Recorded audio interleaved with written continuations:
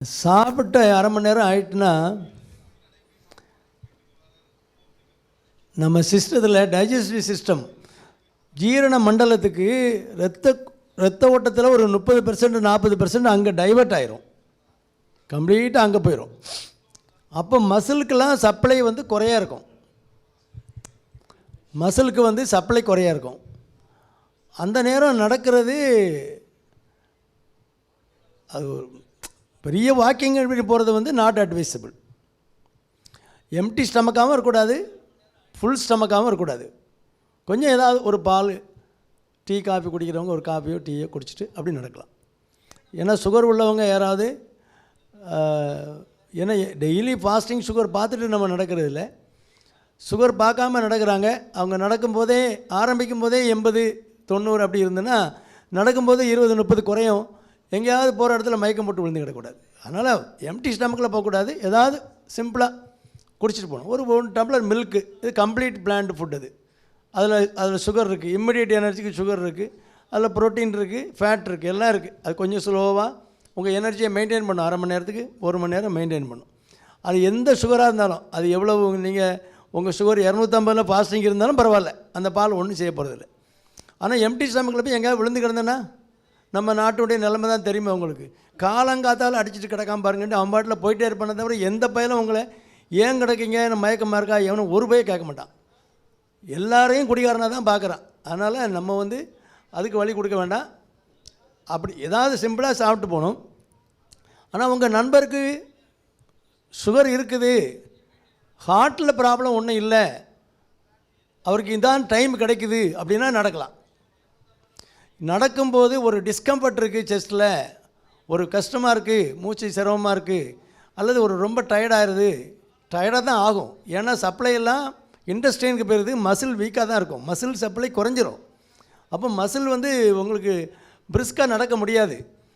சாதாரணமாக இருக்கவங்க வந்து நடக்கலாம், சாப்பாட்டுக்கு மேலேயும் நடக்கலாம் அரை மணி நேரம். அது ரொம்ப ஃபாஸ்ட்டாக நடக்கக்கூடாது, ஏன்னா சப்ளை குறைவாக இருக்கிறதுனால நீங்கள் அதுக்கு தகுந்த மாதிரி என்ஜினை கியர் டாப் கியர்லலாம் போடக்கூடாது, குறைச்சிக்கணும். ஏன்னா சப்ளை குறையாக இருக்குல்ல, டாப் கியரில் போட்டிங்கன்னா இடிக்கும். அதனால் குறைவான நேரம் நடக்கலாம். அதுவும் இப்போது லேடிஸ் இருக்காங்க, அவங்க டயபெட்டிஸ் வித் ப்ரெக்னென்சி அந்த மாதிரிலாம் இருக்கவங்க போஸ்ட் பிராண்டிலாம் கொஞ்சம் நேரம் நடக்கலாம். சாப்பிட்ட பிறகு கொஞ்சம் நேரம் வீட்டுக்குள்ளேயே ஒரு 1/4 மணி நேரம் அங்கங்கே நடந்தாங்கன்னா அந்த போஸ்ட் பிராண்டில் ஹைக் இருக்காது.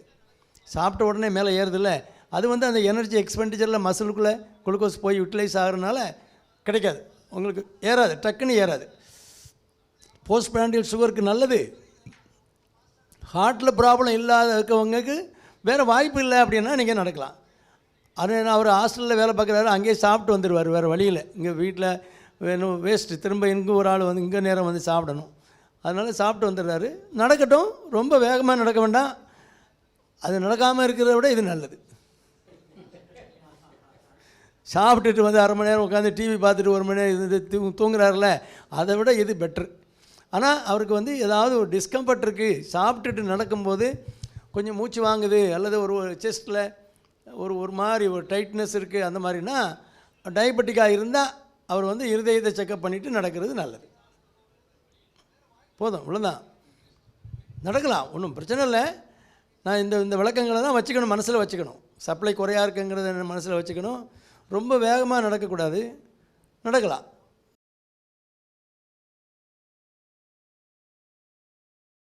சம்மர் சீசனில் உங்களுக்கு வேர்க்கூறு வந்துடுறதில்ல, அந்த வேர்க்கூறுக்கு உள்ளெல்லாம் ஹிஸ்டமின்ங்கிறது அதுதான் அலர்ஜிக்கு உள்ள ஒரு ஹார்மோன். அலர்ஜிக்கு உள்ள ஒரு மூல காரணி அதுதான். அந்த ஹிஸ்டமின் ரிலீஸ் ஆகும், அப்போ ஆட்டோமேட்டிக்காக எச்சிங் வந்து தானே ஆகணும். வெயிலில் போனீங்கன்னா இந்த வேர்க்கூறு தான் மெயின் ரீசன். குழந்தைகளுக்கெல்லாம் நிறையா வெயில் தாங்காமல் வேர்க்கூறு நிறையா வரும். வேர்க்கூறு பிளாக் ஆச்சுன்னா இம்பர்டைக்க பண்ணிவிட்டு அதில் செகண்டரி இன்ஃபெக்ஷன் வரும். தோல் எல்லாம் கிருமியாக தானே இருக்குது, அந்த கிருமி உள்ளே போய் ஒரு இன்ஃபெக்ஷன் வரும். இந்த இச்சிங் இருக்கனால லேசாக சொரிஞ்சு விடும். அந்த நீர் அடுத்த அந்த வேர்க்கூறு இருக்கு இல்லையா, அதுக்குள்ளே போகும், அப்படியே சுற்றி நிறையா புண்ணாயிரும். அதனால் வெயிலினுடைய தாக்கம் அதிகம் இல்லாமல் குழந்தைகள் வெயிலில் போய் விளையாட விடக்கூடாது. தண்ணி நிறைய குடிக்கட்டும். கொஞ்சம் வேர்க்கூர் இருந்தால் அதுக்கு அந்த இச்சிங் இல்லாத அளவுக்குள்ள வேர்க்கூர் பவுடர் இருக்குது, அதை போட்டுக்கணும் குழந்தைகளை பார்க்குறதுக்கு. பெரிய ஆட்களுக்கு நல்ல வெயில் நேரம் ரொம்ப ஊரில் எடுக்கலாம், லேசாக சொரிஞ்சிக்க வேண்டியதான். லேசாக சொரியணும், ரொம்ப சொரிஞ்சா புண்ணாயிடக்கூடாது. என்ன செய்கிறது, வெயில் அதிகமாக இருக்கும்போது அப்படி தான். சில வீடுகளில் லோ லேயிங்காக இருக்கும், அந்த அங்கே ரூஃப் வந்து லோவாக இருக்கும். அது மேலே ஒன்றும் கட்டடம் இல்லாத பட்சத்தில் அந்த நைட்டு முழுசும் பகலில் முழுசும் வாங்கி வைக்க வந்து கீழே தான் வரும். பகலில் நாங்கள்லாம் அப்படி அவிஞ்சிருக்கோம் சின்ன பிள்ளையில். வேறு வழி வாய்ப்பு கிடையாது. எங்கள் வீட்டில் தோட்டம் இருக்குது பக்கத்தில், அதனால் முன்னால் வெராண்டா இருக்கும். ரொம்ப வெயில் அடிக்கல. நேற்று கூட எங்கள் வீட்டுக்கு போயிட்டு வந்தேன், அப்போ தான் சொன்னேன், நாங்களாம் இந்த இதில் தான் இருந்தோம், நைட்டு படுத்துக்குவோம், ரொம்ப வெயிலாக இருக்குன்னா கட்டில் அப்படி தூக்கிட்டாங்க, தாத்தா கிட்ட வெளியில் போயிடுவோம், காத்தோட்டமாக வெளியில் படுத்துக்குவோம் அப்படின்ட்டு. அதனால் அது காரணம் வெயிலில் ஸ்வெட் கிளான்ஸு, வேர்வை சுரப்பிகள் அதிகமாக வேலை செய்யுது. அதனால தான் அந்த பிளிஸ்டர்ஸ் வந்துடுது. அது பிளாக் ஆன இடங்களெல்லாம் வேர்க்கூர் வந்துடும். அது வேர்க்கூரில் நான் சொன்ன மாதிரி ஹிஸ்டமின்ங்கிற திரவம் இருக்கும், அது வந்து அந்த இச்சிங் உண்டு பண்ணுற திரவம். அதனால் என்ன பண்ணுறது, அது தான் வருது.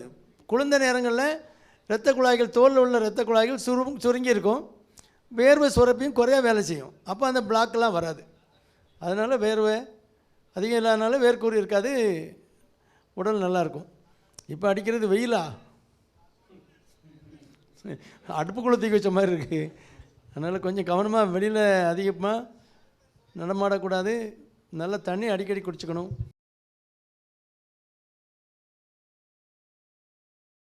வயதானவங்க இருப்பாங்க, ஒரு வயசுக்கு அப்புறம் எல்லா உறுப்புமே தேஞ்சிக்கிட்டு வரும், இந்த ப்ராஸ்டேட்டை தவிர. ப்ராஸ்டேட்டுங்கிறது வந்து நீர்ப்பை, ஆண்களுக்கு மட்டுமே உள்ளது. நீர்ப்பையிலிருந்து நீர் வெளியில் போகக்கூடிய அந்த ஜங்ஷனில் இருக்கும், நெக் ஆஃப் தி பிளாடர், அந்த கழுத்து பகுதியில் இருக்கக்கூடிய ஒரு சுரப்பி.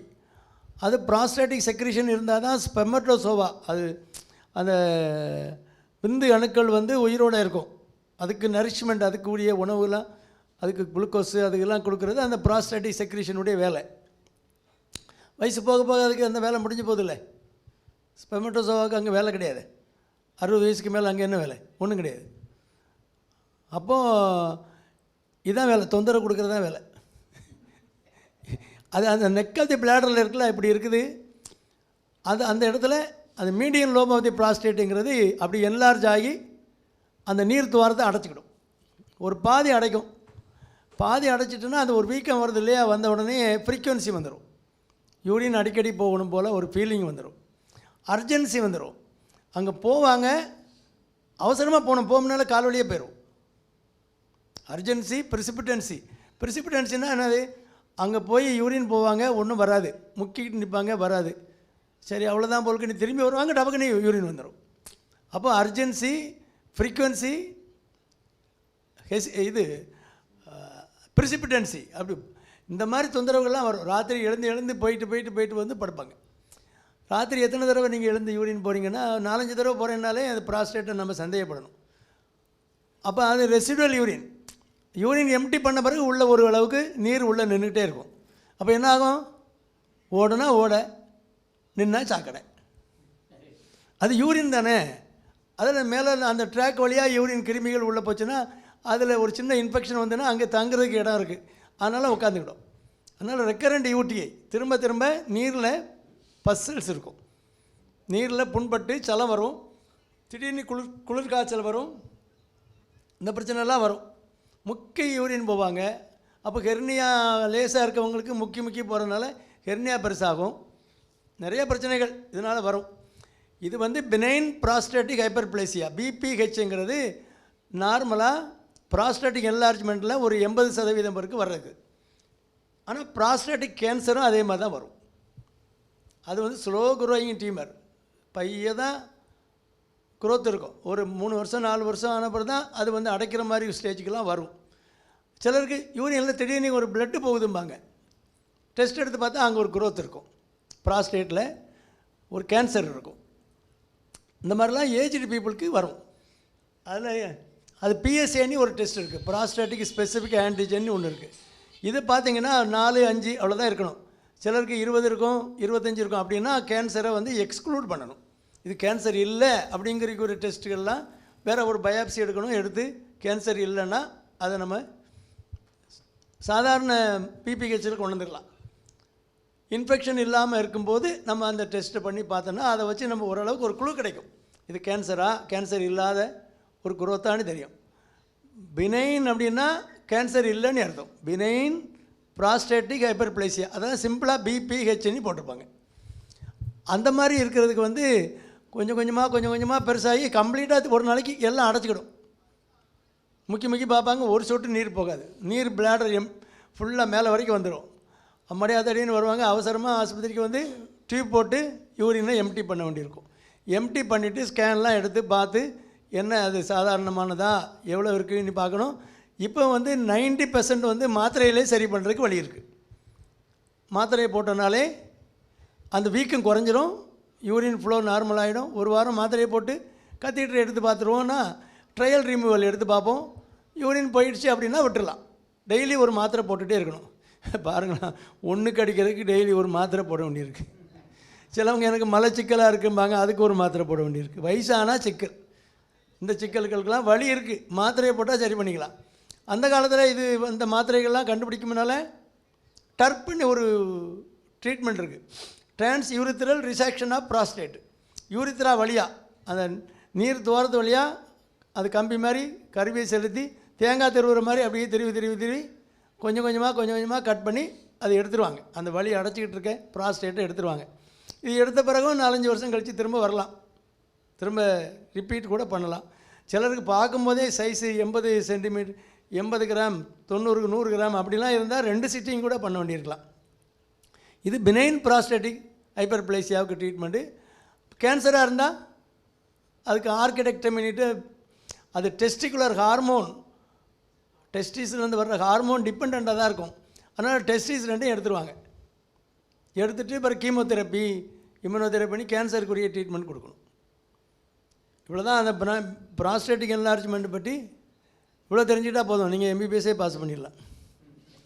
கேள்வி கேட்டால் நீங்கள் இவ்வளோ எழுதுனா போதும், அவ்வளோ தான் எதிர்பார்ப்பாங்க. ஸ்லோ க்ரோயிங் டியூமர் அது போனி செகண்டரிஸ் வரும், லங்ஸில் செகண்டரிஸ் வரும், லிவரில் செகண்டரிஸ் அங்கங்கே ஸ்ப்ரெட் ஆகிரும். பிளட்டு மூலமாக ஸ்ப்ரெட் ஆகி போய் செகண்டரிஸ் வந்துட்டுன்னா பிறகு ஒரு ஸ்டார்மி பீரியட் தான், புயலை கடந்து போகிற மாதிரி தான் வாழ்க்கை. என்ன செய்கிறது, அப்படி தான் வயசான பிறகு வர்ற வேதி தானே அது, அப்படி ஏற்றுக்க வேண்டியதான். சிலருக்கு ரொம்ப குறைஞ்ச வயசுலேயே வந்துடும், 60 வயசில், 50 55 வயசுலேயே வந்துடும். இருந்தாலும் ஒரு யூரினரி சிம்டம் இருக்குது, ஃப்ரீக்வன்சி இருக்குது, அடிக்கடி போகிறாங்கன்னா நம்ம டாக்டர் காட்டி இந்த டெஸ்ட்டுக்கெல்லாம் பண்ணி பார்த்து, ஒரு ஸ்கேன் டெஸ்ட்டு, அந்த பிஎஸ்ஏங்கிற டெஸ்ட்டு, பிளட் டெஸ்ட்டு, இதெல்லாம் பண்ணி பார்த்து எந்த லைனில் போகணுமோ அந்த லைனில் போகணும். இது பினைனாக இருக்குன்னா இப்படி நேராக போயிடலாம். மெலிக்னன்ட்டு கேன்சர் மாதிரி இருக்குன்னா இப்படி சுற்றி போகணும், எங்கே போய் சேரும்போது தெரியாது.